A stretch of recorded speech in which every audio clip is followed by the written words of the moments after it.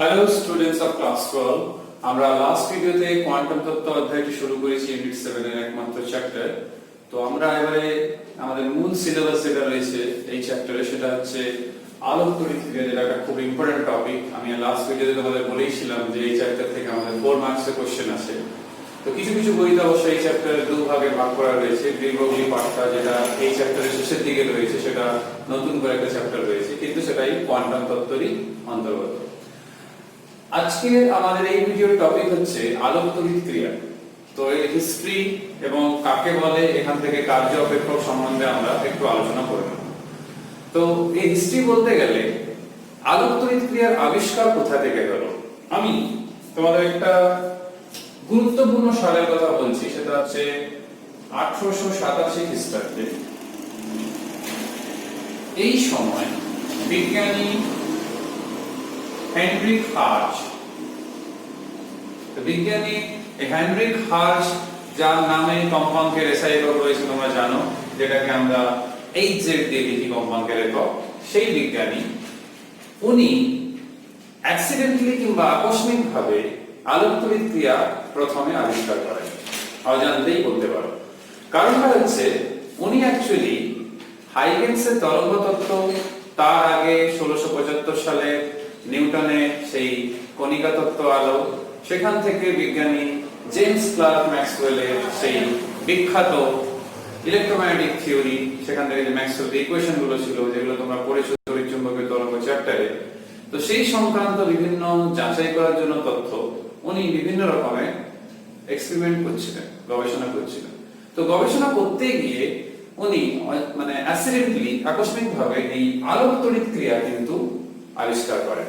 কি রকম সেটা না, উনি যে বায়ুমুখন, যেটা অ্যাকচুয়ালি বলা হবে যে তড়িৎ মুখন নামে যাকে বলা হয়, ইলেকট্রিক ডিসচার্জ টিউব, যেখানে বায়ুর চাপ প্রায় নেই বলতে পারো, মানে সেখানে ভ্যারি করানো যায়, যেরকম তোমরা ক্লাস 9 এ পড়তে ক্যাথোড রশ্মির আবিষ্কারের সময়। তাহলে একটা তড়িৎ মুখন নল, তো সেখানে উনি দেখলেন যে অতিবেগুনি রশ্মি অর্থাৎ আলট্রা ভায়োলেট লাইট যখন তড়িৎদ্বারের উপরে আপতিত হচ্ছে, যেমন ক্যাথোড অ্যানোড থাকে, ক্যাথোডের উপরে যখন আলট্রা ভায়োলেট লাইট আপতিত হচ্ছে, তখন সেই পাতের উপর, যদি এইটা সেই পাত হয়ে থাকে, তো সেই পাতের উপর কি হচ্ছে না স্ফুলিঙ্গ কিংবা স্পার্ক তৈরি হচ্ছে।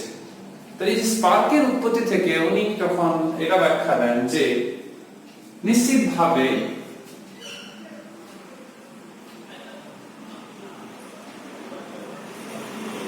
আল্ট্রাভায়োলেট লাইট কিংবা আল্ট্রাভায়োলেট রে আপতিত হওয়ার জন্য তড়িৎ কণা উৎপন্ন হচ্ছে, যার ফলস্বরূপ স্পার্কিং তৈরি হচ্ছে। উনি সেই সময় এই ধারণাটা দিয়ে থাকেন। এর ঠিক পরে, অর্থাৎ এই সালটাও খুব গুরুত্বপূর্ণ, 1888, তো এই সময় হলবার্গ নামে একজন বিজ্ঞানী সেই দস্তার চাকতি নিয়ে এক্সপেরিমেন্ট করেন আর কি। তো সেই দস্তার চাকতি যে এক্সপেরিমেন্টটা করেন উনি তিন ভাবে করেন। একটা কি না, ঋণাত্মক আধান আহিত করে ধাতব চাকতি অর্থাৎ দস্তার চাকতিকে নিয়ে আসা হলো, তার উপরে এরকম আল্ট্রাভায়োলেট রে অর্থাৎ আল্ট্রাভায়োলেট রশ্মি পাঠানো হলো, অর্থাৎ আপতন করানো হলো। আপতিত হওয়ার ফলে দেখা গেল এর মধ্যে যে পরিমাণ ঋণাত্মক আধান ছিল সেই পরিমাণ ঋণাত্মক আধান নেই, ঋণাত্মক আধানের মান কমে গেছে। তাহলে এখান থেকে বুঝতেই পারছো যে কমে গেল, তো সেটা নেই এখন, তাহলে হ্রাস পেয়েছে ঋণাত্মক আধান। তারপর উনি কি করলেন, একই এক্সপেরিমেন্ট করলেন ধনাত্মক আধানে আহিত করে। তখন কি হলো না, ধনাত্মক আধানে আহিত করার জন্য যেহেতু এর মধ্যে ঋণাত্মক আধান নেই, আধানের পরিমাণ অপরিবর্তিত থাকলো, কোনো পরিবর্তন হলো না। তারপরে উনি অনন্ত দস্তার চাকতি নিলেন, কোনো আধান নেই অর্থাৎ নিউট্রন। তো নিউট্রনের উপরে যখন ফেলা হলো তখন উনি দেখলেন যে এটি ঋণাত্মক আধানে আহিত হয়ে যাচ্ছে ধীরে ধীরে। অর্থাৎ এখানে বলাও রয়েছে, ওনার তথ্যটা আমি পড়ছিলাম যে অনাহিত বলে ধনাত্মক আধানে আহিত হয়ে যাচ্ছে। তার মানে কি, অনাহিত ছিল এখন ধনাত্মক হয়ে গেল, তার মানে ঋণাত্মক আধান, আমি একটু আগে কি বললাম যে অনাহিত তার মধ্যে পড়লে এটা ঋণাত্মক হয়ে যাবে মানে কি ঋণাত্মক আধানটা বেরিয়ে যাচ্ছে, তো এটা হয়ে যাবে কি ধনাত্মক হয়ে যাচ্ছে। তার মানে ডেফিনেটলি ঋণাত্মক আধান এখান থেকে বেরিয়ে গেছে, নাহলে ধনাত্মক হলো কি করে, ছিল তো নিউট্রাল, তো ধনাত্মক প্লাস ঋণাত্মক মিলে তো নিউট্রাল হবে, তো ঋণাত্মকটা বেরিয়ে গেছে।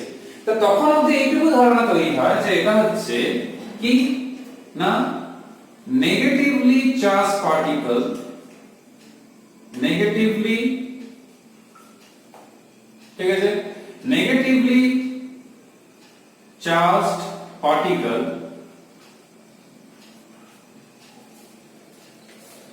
বেরিয়েছে, সেইটা ইলেকট্রন, সেইটা প্রমাণিত হয় পরে 1899 সালে লেনার্ডের এক্সপেরিমেন্ট থেকে। ঠিক আছে, লেনার্ডস এক্সপেরিমেন্ট, সেটা সম্বন্ধে পরীক্ষায় না এলেও লেনার্ডস এক্সপেরিমেন্ট সম্বন্ধে একটু বলবো একটু পরে। তো লেনার্ডস এক্সপেরিমেন্ট থেকে সেটা ক্লিয়ার হয়। তাহলে আলোক তড়িৎ ক্রিয়ার আরেকটা খুব গুরুত্বপূর্ণ জিনিস যেটা দুজন বিজ্ঞানী লক্ষ্য করেন, আমি ওনার নাম লিখে রেখেছি, সেটা হচ্ছে বিজ্ঞানী এলস্টার এবং গাইটেন। এই দুই বিজ্ঞানী খুব ভালো জিনিস একটা আবিষ্কার করেন, সেটা হচ্ছে শুধুমাত্র যে এরকম দস্তা কিংবা এরকম নরমাল ক্যাথোডের উপরে আপতিত আলো, আল্ট্রাভায়োলেট আলো ফেলতেই হবে তাহলেই তৈরি হবে মানে এই ঋণাত্মক কণাগুলো বেরিয়ে যাবে, তা না। ওরা ক্ষার ধাতু, যেরকম আমরা সোডিয়াম রয়েছে, পটাশিয়াম রয়েছে, আমাদের সিজিয়াম রয়েছে, এরকম যে ক্ষার ধাতুগুলো রয়েছে, এই ক্ষেত্রে আমরা লিথিয়ামের নাম নিতে পারি হালকা ক্ষার ধাতুর মধ্যে। তো এই যে ক্ষার ধাতুগুলো রয়েছে, এদের উপর আল্ট্রাভায়োলেট না ফেলে কম তরঙ্গদৈর্ঘ্য যুক্ত যদি আমাদের আলো দরকার নেই, বেশি তরঙ্গযুক্ত কম তরঙ্গযুক্ত, ধরো আমি বলছি সবুজ আলো কিংবা নীল আলো, এইরকম আলো যখন ফেলা হয় তখনও কিন্তু সেখান থেকে ঋণাত্মক এই আধানযুক্ত কণা নিঃসরণ ওরা লক্ষ্য করে। তাহলে ক্ষার ধাতুর ক্ষেত্রে আলোর এই সংবেদনশীলতা ব্যাপারটা একটু বেশি, বুঝতে পারছো, যেহেতু ভ্যালেন্স ইলেকট্রন একটাই থাকে বাইরের কক্ষপথে, সেই জন্য। তো ইলেকট্রন ধারণাটা আমি পরে দিচ্ছি। তো এইগুলো হচ্ছে হিস্ট্রি আলোক তড়িৎ ক্রিয়ার আবিষ্কারের। তো বিজ্ঞানী লেনার্ড এই পরীক্ষাটা করেন, কিছু বইতে 1900 সালও লেখা রয়েছে, যেরকম ছায়ার বইতেই রয়েছে, 1899 রয়েছে। তো এই 1899 1900 সাল সেই সময় আর কি। তো লেনার্ড একটা পরীক্ষা করে, প্রায় বায়ুশূন্য নল নেন। তো সেই প্রায়, আমি জাস্ট একটা রাফ ডায়াগ্রাম করছি, কারণ পরীক্ষাতে এটা কোনোভাবেই ইম্পর্টেন্ট নয়।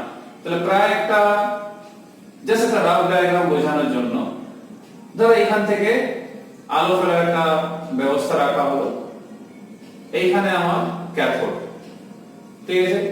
এই ক্যাথোডকে তোমরা বইতেও দেখতে পারো, আর এখানে সে এক বর্ণী আলো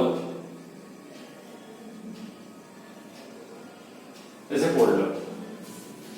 এইখানে অ্যানোড, অ্যানোডটা আবার কেমন না ছিদ্রযুক্ত অ্যানোড, মাঝে ফাঁকা অংশ থাকবে এরকম। এইখান থেকে স্বাভাবিকভাবে বুঝতে পারছো কণা বেরোলো, আর এইখানে পৃষ্ঠতলের সাপেক্ষে লম্বভাবে চৌম্বক ক্ষেত্র সৃষ্টি করা হলো। এর ফলে কি হবে, চৌম্বক ক্ষেত্রের প্রভাবে এই ঋণাত্মক আধানযুক্ত কণা দেখা গেল এক্সপেরিমেন্টে এরকম এসে বৃত্তাকার পথে, এরকম একটা বৃত্তাকার পথে, যদি আমি এরকম একটা অংশ ধরি, এরকম একটা বৃত্তাকার পথে, আর এখানে আমি এই অংশটা ধরছি, এইখানে সাপোজ প্লেট আছে, তো এরকম একটা বৃত্তাকার পথে এখানে একে সংগ্রহ করা হবে। এবার চৌম্বক ক্ষেত্রকে পরিবর্তন করে যদি বৃত্তাকার পথে যাচ্ছে, তাহলে একটা বক্রতা ব্যাসার্ধ থাকবে, সেই বক্রতা ব্যাসার্ধকে অ্যাডজাস্ট করে আমরা এখানে ফেলতে পারি। আর এখানে একটা ইলেকট্রোমিটার প্রয়োজনে, এখানে ইলেকট্রোমিটার যখন চৌম্বক ক্ষেত্র নেই, ইলেকট্রোমিটার রাখা হলো, যাতে করে ইলেকট্রন প্রবাহের পরিমাণটা, কত পরিমাণ প্রবাহ মাত্রা, সেটা যেন পরিমাপ করতে পারি, কখন বাড়ছে কখন কমছে, বিভিন্ন শর্তগুলো সেগুলো করা গেল। তো এক্সপেরিমেন্ট করে ফাইনালি ইলেকট্রন পার ইউনিট মাস, যেটাকে তোমরা জানো আমরা আপেক্ষিক আধান বলে থাকি, সেই আপেক্ষিক আধান পরিমাপ করা হলো। E/m = আপেক্ষিক আধান। পরিমাপ করে যে মানটা পাওয়া গেছিল সেই মানটা কত না 1.76 10 to the power 11 coulomb per KG এই মানটা পাওয়া গেল। তাহলে এটা যদি ইলেকট্রন বাদে অন্য কিছু হতো তাহলে এই মানটা পাওয়া যেত না, কারণ ইলেকট্রন আপেক্ষিকরণের মান এটাই। তাহলে এখান থেকে প্রতিষ্ঠা লাভ হলো যে যে ঋণাত্মক কণার কথা বলা হচ্ছে, কি তড়িৎগ্রস্ত কণার কথা বলা হচ্ছে যেটা নির্গত হয়েছিল এই ক্যাথোড থেকে, সেইটা আসলে ইলেকট্রন। তাহলে আলোক রশ্মি ধাতব পৃষ্ঠের উপরে ফেলে আমরা ইলেকট্রনের নিঃসরণ ঘটিয়েছি। তাহলে যেহেতু আলো ফেলে নিঃসরণ ঘটানো হলো, এই জন্য এই প্রক্রিয়ার নাম হলো আলোক তড়িৎ ক্রিয়া। তো গাণিতিকভাবে বিশ্লেষণ করার সময় লেনার্ড যেটা করলেন সেটা কি না, আমরা এটাকে ত্বরান্বিত করছি ভি বিভব পার্থক্য দিয়ে। যদি সেই তড়িৎগ্রস্ত কণার আধান যদি আমি কিউ ধরি, তাহলে সেই কিউ ভি হবে তার শক্তি। তাহলে কি শক্তি এটা না, এটা হচ্ছে গতি শক্তি। তাহলে এটা একটা সমীকরণ আমরা পাবো। এইখান থেকে আমরা কিউ বাই এম বের করতে পারবো। তাহলে কিউ বাই এম কত হবে, ভি স্কয়ার বাই 2v। তো এটা একটা ইকুয়েশন থাকলো। এই যে বৃত্তাকার পথে যাচ্ছে এর জন্য কি চাই না, অভিকেন্দ্র বলের প্রয়োজন। তো অভিকেন্দ্র বলটা পাবে কি করে না, লরেন্জ বলের সাহায্যে। লরেন্জ বল কত এই ক্ষেত্রে হবে qvb। তাহলে এটাকে আমরা লিখতে পারি qvb। এইখান থেকে যদি লক্ষ্য করা হয় আমরা আবার q বাই m পাবো। তাহলে এটা v কেটে যাচ্ছে, তাহলে কত থাকছে v এইখান থেকে b ইনটু r। তোমরা বইতেও দেখতে পারো রয়েছে v b ইনটু r। বইতে এটা r রয়েছে, তারা বক্রত ব্যাসার্ধ ধরে করেছে সেই বৃত্তাকার পথে ব্যাসার্ধ ধরে। এটাকে যদি আমরা বর্গ করি তাহলে এরকম পেতাম v square by b square by v square by b square r square. সেই q বাই m এর রাশিমালা আমাদের কাছে এখানেও রয়েছে v স্কয়ার বাই 2v। তাই তোমরা বইতে দেখবে এইখানে q বাই m এর মানকে পেজ নাম্বার 804 এ সমীকরণ 2 এ সেটাকে 2 থেকে 3 এ যাওয়ার সময় রিপ্লেস করা হয়েছে, অর্থাৎ সাবস্টিটিউশন করা হয়েছে। তো আমরাও সেই কাজটা এখন একটু করব। তো সেই কাজটা করার জন্য আমরা এখান থেকে কি করব না, এই লাইনের পর q বাই m লিখব, সেইখান থেকে আরেকটা q বাই m এর জায়গায় এক্সপ্রেশনটা লিখলাম। তাহলে কত v স্কয়ার বাই 2v। তাহলে v স্কয়ার b স্কয়ার আসবে। তো দেখতেই পাচ্ছ এই b স্কয়ারটা কেটে যাবে।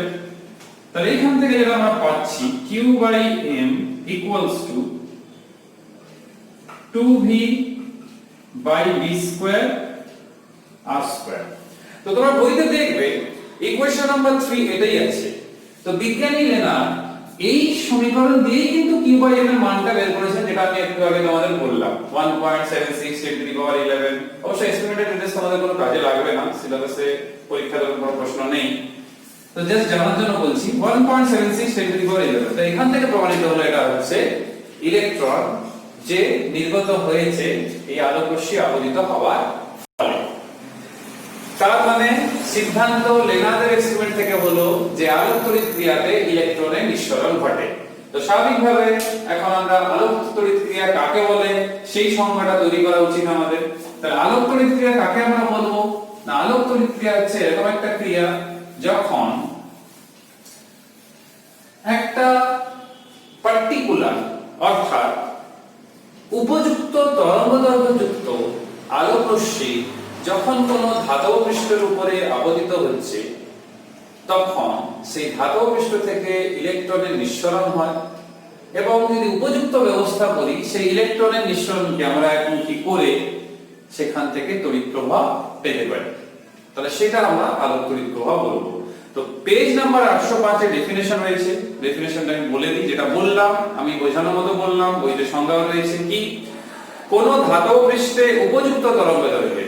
উপযুক্ত কেন, আমরা যা খুশি ফেলে দিলাম, একজন টর্চার লাইট ফেলছে, একজন লেজার লাইট ফেলছে, একজন মোমবাতির আলো ফেলছে, তাহলে কি ইলেকট্রন নিঃসরণ হবে না। পার্টিকুলার একটা ম্যাটেরিয়ালের জন্য, আবার এটাও না যে এই পেনের উপরে আলো ফেলে ইলেকট্রন বের করব।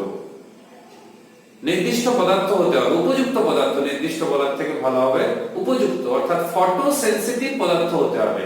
অর্থাৎ আলো সংবেদনশীল পদার্থ, যার থেকে সহজে বের করা যাবে, কারণ ইলেকট্রনকে তো ধাতব পৃষ্ঠ পেরিয়ে বাইরে আসতে হবে। তার মানে ধাতব পৃষ্ঠের যে সারফেসে যে পটেনশিয়াল কিংবা সারফেসে যে বিভব কিংবা সারফেস ব্যারিয়ার যাকে বলি আমরা, সেটাকে পেরিয়ে আসতে হবে। তার জন্য যথেষ্ট শক্তি চাই।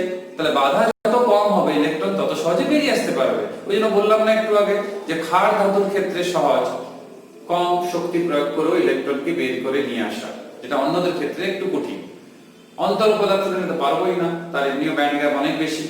কিন্তু ধাতব পদার্থের ক্ষেত্রে যেহেতু মুক্ত ইলেকট্রন যথেষ্ট রয়েছে, তো সেই ক্ষেত্রে বের করা একটু তুলনামূলকভাবে সহজ। কিন্তু ফটোসেনসিটিভ ম্যাটেরিয়াল হতে হবে, উপযুক্ত তরঙ্গদৈর্ঘ্যের আলোকে ফেলতে হবে, তার ফলস্বরূপ ইলেকট্রন ধাতব পৃষ্ঠ থেকে বেরিয়ে আসবে। এই ঘটনাকে আমরা বলি আলোক তড়িৎ ক্রিয়া, যেটা আমি উপরে হেডিং দিয়েছি, যেটা কিসে বলা হয় ফটোইলেকট্রিক ইফেক্ট। এই আলোক তড়িৎ ক্রিয়া, এইখানে যেটা বলা উচিত, এই আলোক তড়িৎ ক্রিয়া থেকে যে ইলেকট্রনটা পাওয়া গেল একে আমরা বলি কি না ফটো ইলেকট্রন। একেই আমরা বলি ফটো ইলেকট্রন, একে বাংলায় আমরা আলোক ইলেকট্রনও বলি, ফটো ইলেকট্রন। আর এখান থেকে যে প্রবাহ মাত্রাটা আমরা পাবো সেটা হচ্ছে কি আলোক তড়িৎ প্রবাহ।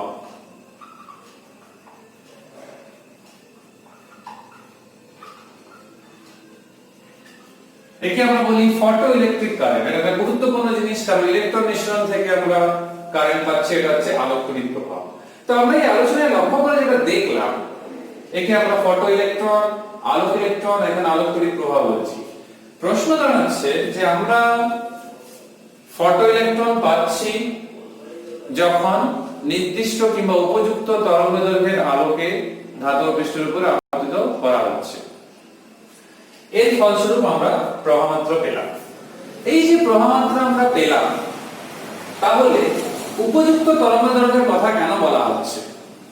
তার থেকে কম হয়ে গেলে কি, বেশি হয়ে গেলে কি হয়ে গেলে কি সমস্যা হয়ে যাবে না, সেটা বুঝতে হলে আমাদের যেটা জানতে হবে সেটা হচ্ছে, একটা খুব গুরুত্বপূর্ণ প্যারামিটার রয়েছে, সেইটা হচ্ছে কার্য অপেক্ষক, যেটাকে আমরা ওয়ার্ক ফাংশন ইংলিশে বলি। এই ওয়ার্ক ফাংশন, যেটাকে ফাই দিয়ে প্রকাশ করা হয়, কখনো ডব্লিউ দিয়ে কিংবা W0 দিয়ে প্রকাশ করা হয়, যেরকম দেখবে আমাদের এখানে আপাতত কিছু বলা নেই সেরকম, পরে যখন আমরা প্রয়োগ করব তখন দেখবে। তো এই ফাই কিংবা W0 দিয়ে আমরা সাধারণত কিন্তু প্রকাশ করে থাকি ওয়ার্ক ফাংশনকে। নাম থেকে দেখো কার্য অপেক্ষক কিংবা ওয়ার্ক ফাংশন, অর্থাৎ অন্তত এই পরিমাণ শক্তি চাই আপতিত তরঙ্গে, যাতে করে সেই ইলেকট্রনকে ধাতব পৃষ্ঠ থেকে বাইরে বের করে নিয়ে আসতে পারে। তাহলে আমরা সংজ্ঞা হিসেবে কি বলতে পারি না, আপতিত তরঙ্গের সেই শক্তি চাই। তাহলে শক্তিটা কেন চাই? না ইলেকট্রনের সেই শক্তিটা চাই, যাতে করে সে মুক্ত হতে পারবে ধাতব পৃষ্ঠ থেকে। তাহলে আমরা সংজ্ঞা হিসেবে কি বলতে পারি, যে প্রত্যেক ধাতব পৃষ্ঠে থাকা প্রত্যেকটা ইলেকট্রনে কিংবা ইলেকট্রনে যে ন্যূনতম শক্তি অর্জন করলে সে ধাতব পৃষ্ঠ থেকে মুক্ত হতে পারবে, সেটাই হচ্ছে কার্য অপেক্ষক। তো ঘুরিয়ে কি বলতে পারি, আপতিত আলোর শক্তি, যদি আপতিত আলোর শক্তি আমি ই ধরি, তাহলে ই যদি ফাই এর সমান না হয় কিংবা ফাই এর বেশি না হয়, তাহলে কিন্তু সে ধাতব পৃষ্ঠ থেকে ইলেকট্রনকে নির্গত করাতে পারবে না। এই জন্য আলোক তড়িৎ ক্রিয়ার সংজ্ঞাতে উপযুক্ত তরঙ্গদৈর্ঘ্যযুক্ত বলা হয়েছিল। কারণ কি না, তোমরা পরে পড়বে, তোমরা কেমিস্ট্রিতে পড়েছো, ওই জন্য বলছি আমি, E = hν, এটা হচ্ছে আবার Sc/λ। তাহলে দেখো নির্দিষ্ট ল্যাম্ডা হলে একটা নির্দিষ্ট E থাকবে, তো সেই পার্টিকুলার E হলে আমরা বের করতে পারবো ধাতব পৃষ্ঠ থেকে ইলেকট্রনকে। তো পরীক্ষাতে সংজ্ঞা আসে, এখানে দেখো সংজ্ঞা রয়েছে, একটি ইলেকট্রন যে ন্যূনতম শক্তি অর্জন করলে ধাতব পৃষ্ঠ অতিক্রম করে বাইরে বেরিয়ে আসতে পারে, একে বলা হয় কার্য অপেক্ষক। তো কার্য অপেক্ষক কার উপরে নির্ভর করে? শুধুমাত্র একটা জিনিসের উপরে নির্ভর করে, সেটা হচ্ছে কি, যে ধাতব পৃষ্ঠ তার প্রকৃতির উপর। তাহলে তোমরা মনে রাখবে, কার্যক্ষক নির্ভর করছে কার উপর? না ধাতব পৃষ্ঠের প্রকৃতির উপর নির্ভর করছে, কোন ধরনের ম্যাটেরিয়াল তার উপরে। তো স্বাভাবিকভাবে ক্ষার ধাতুর ক্ষেত্রে মানটা কম হবে, যেহেতু তার ক্ষেত্রে ভ্যালেন্স ইলেকট্রনটা বুঝতে পারছে বাইরের কক্ষপথে একটি ইলেকট্রন থাকে। আরেকটা ব্যাপার রয়েছে, এই যে কার্য অপেক্ষক সম্বন্ধে তোমরা জানলে, এই কার্য অপেক্ষককে আমরা ইলেকট্রন ভোল্ট এককে পরিমাপ করে থাকি, যেহেতু এটা একটা শক্তি, একটা ন্যূনতম শক্তি, তার থেকে বেশি শক্তি হলে ইলেকট্রন বের করা যাবে, তার থেকে কম হলে কিন্তু বের করা যাবে না, কারণ বাধা প্রেরণের জন্য সেই পরিমাণ শক্তি মিনিমাম লাগবে। যেরকম একটা জিনিসের একটা মিনিমাম ভ্যালু রয়েছে, তার থেকে কম দামে আমরা কোথাও পাবো না, তার থেকে বেশি দামে আমরা পেতেই পারি। তো এই মিনিমাম ভ্যালুটাই হচ্ছে কার্য অপেক্ষক, সেই এনার্জি মিনিমাম ভ্যালু যেটা ইলেকট্রনের প্রয়োজন। তো এই অবধি তোমরা পড়ে রাখবে যে শুধুমাত্র ক্ষার ধাতু ব্যবহার করে যে আমরা কম এনার্জি দিয়ে বের করে দিতে পারবো তা নয়। এখন সব মিশ্র পদার্থগুলো তৈরি করেছে বিজ্ঞানীরা, যেটাতে খুব কম এনার্জি দিয়ে ইলেকট্রন বের করা হয়। কারণ হচ্ছে দেখো, আমাদের উদ্দেশ্য কি? কার্য অপেক্ষক বেশি যা, সেই পদার্থগুলো আমরা সিলেক্ট করবো না আলোক ক্রিয়াতে। কারণ কি? আমাকে অনেক পরিমাণ শক্তি খরচ করে ইলেকট্রন বের করতে হচ্ছে, তো তাতে তো আমাদের লস, অনেকটা শক্তি খরচ হয়ে গেল। আমরা এরকম পদার্থ চাই যার কার্য অপেক্ষকের মান খুব কম থাকবে, অর্থাৎ লো ভ্যালু থাকবে, যাতে করে আমি কম পরিমাণের এনার্জি দিয়ে সেখান থেকে ইলেকট্রনকে নির্গত করতে পারবো, তাহলে সেটা সুবিধাজনক। তারপরে সেই ফটোসেনসিটিভ ম্যাটেরিয়ালকে সিলেক্ট করব যার কার্য অপেক্ষকের মান কম। এটা মাথায় রেখো শর্ট প্রশ্নের জন্য। এই ভিডিওতে এই অবধি। নিচে একটা প্রচলিত বর্তনী ব্যবস্থা রয়েছে, ওটা পড়ার দরকার নেই, কোনো কাজে লাগবে না তোমাদের। নেক্সট দুটো ভিডিওতে আমরা অ্যাম্পিয়ার এবং ভোল্টেজের লেখচিত্র রয়েছে, বৈশিষ্ট্য লেখচিত্র, যেটা খুবই গুরুত্বপূর্ণ থিওরি এক্সামিনেশনের জন্য আমাদের এইচএস এবং টেস্টে। তো সেটা দুটো পার্টে আমরা পড়বো, যেহেতু অনেকটা আলোচনা রয়েছে সেখানে, সেটা আমরা আলোচনা করে নেবো পরে দুটো ভিডিওতে। সবাই সুস্থ থেকো, ভালো থেকো, মন দিয়ে পড়াশোনা করো। নেক্সট ভিডিওতে দেখা হবে। Till then, by.